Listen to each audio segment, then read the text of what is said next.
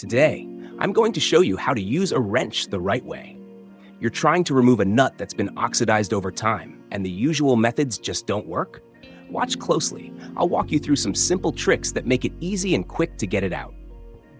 First, grab 2 wrenches. Start by fitting the first wrench around the nut as usual.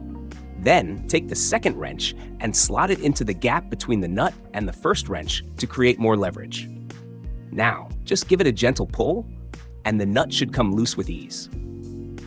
Pretty simple, right? Here's another method, using a bicycle chain. Take a piece of bike chain and loop it around the head of the wrench so it forms a kind of noose. Now, wrap the chain tightly around the nut. The chain links will grip the surface firmly. Give the wrench a good twist, and even the most stubborn nut will come right off. In some cases, all you need to do is insert the tip of the wrench into the designated holes and use a metal rod to push or twist the wrench into place. And that's it.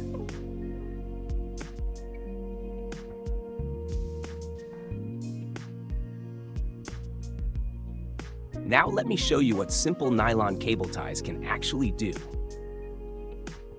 When your electrical wires are a complete mess, don't worry. Just grab 1 washer and 2 nylon zip ties.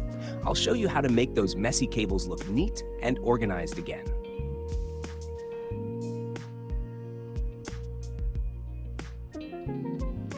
So what if you need to secure something bigger?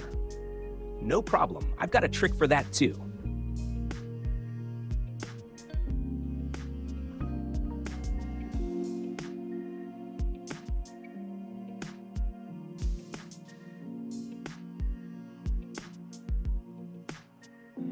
Your flexible conduit is torn after long use, and you have no idea how to fix it? It's not as hard as you think. Let me show you how to handle it. But first, hit that subscribe button, and I'll show you even more useful tricks like this one.